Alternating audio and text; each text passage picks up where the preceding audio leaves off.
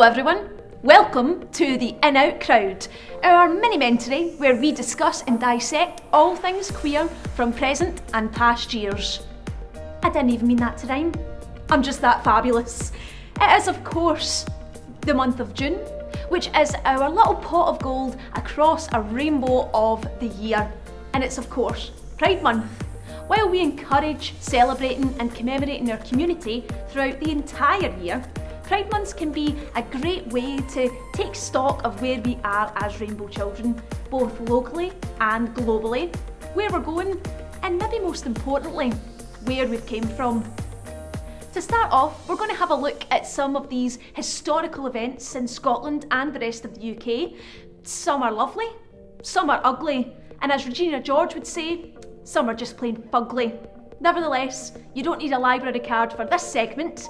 It's Queerstory time.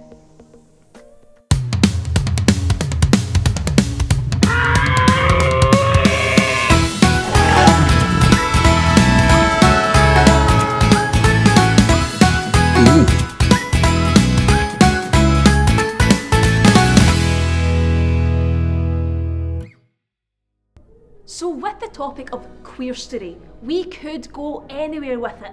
To start off with though, we're going to be looking at legislation relating to LGBTQ+ issues from the 1500s to the 1800s. Now didn't click off just yet, right? I know how that sounds, but trust me, we're starting off with a good one.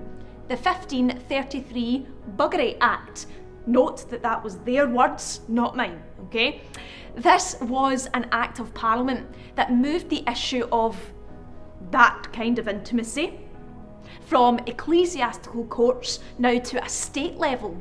But what's most interesting, if you can use that word, is that contrary to the assumptions of many, myself included, this actually wasn't an act that explicitly targeted gay men, but in fact the Buggery Act of 1533 applied to everyone regardless of their gender engaging in that act of intimacy. So I guess equality? Don't worry though, we're not leaving this particular topic alone just yet, as now we're going to move on to the 1828 Buggery Act, repealed. I personally would have went for something more like Buggery Act 2.0 or Electric Boogaloo, but that's not the point. Anyway, still their words, no mine. But this is when our initial act, talked about in, 1533, was replaced with something new, named the Offences Against the Person Act. And you thought our current government was vague. Don't worry though, I'll let you know all the deets. This new language, as part of the refurbished law, didn't focus on opposite sex couples anymore. Now it was focused to, you guessed it, just male same-sex activity.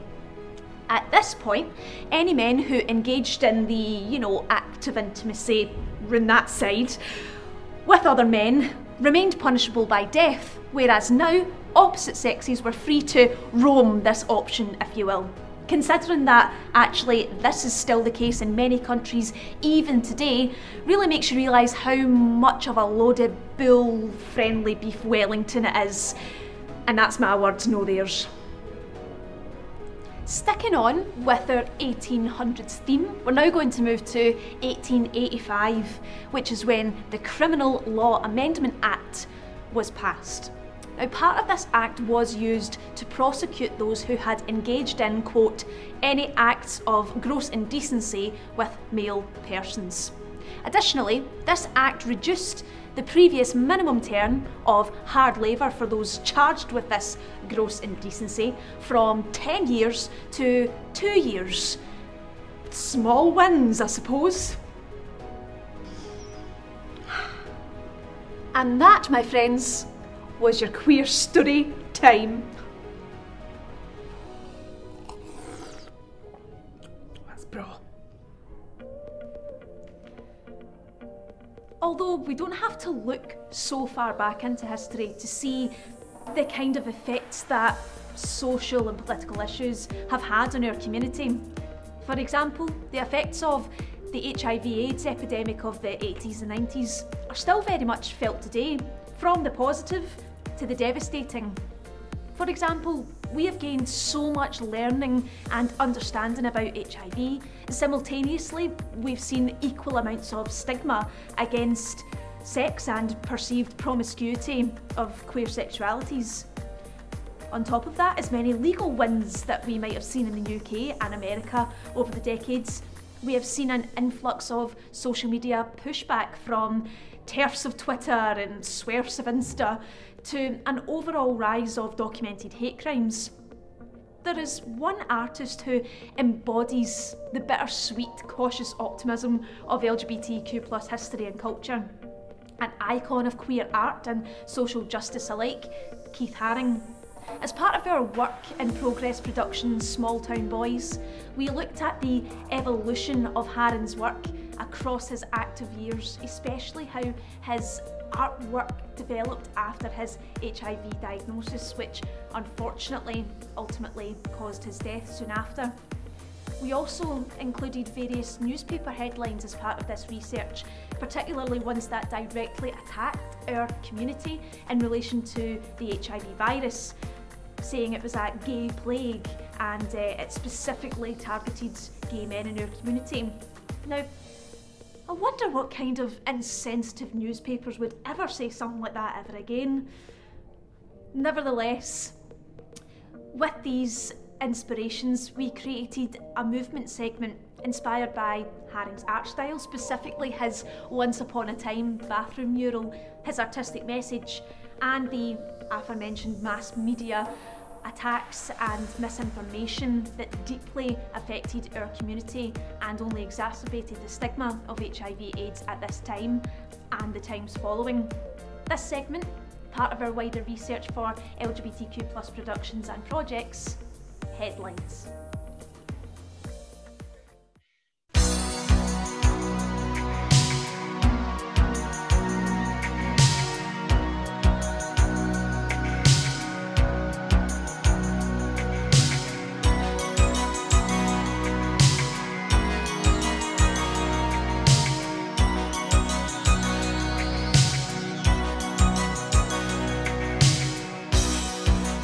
Who's gonna tell you when it's too late?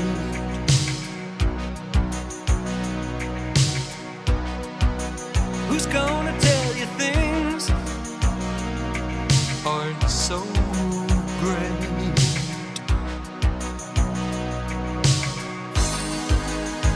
You can't go on thinking nothing's wrong.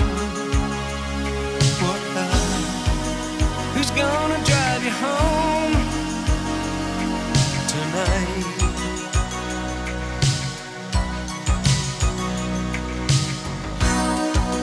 Who's gonna pick you up when you fall?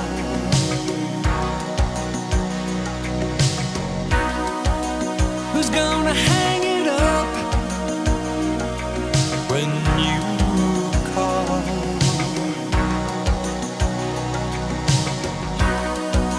Who's gonna pay attention to your dreams?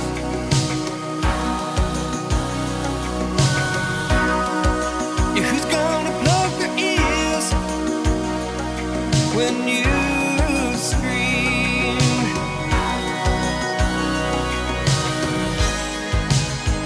You can't go on thinking nothing's wrong.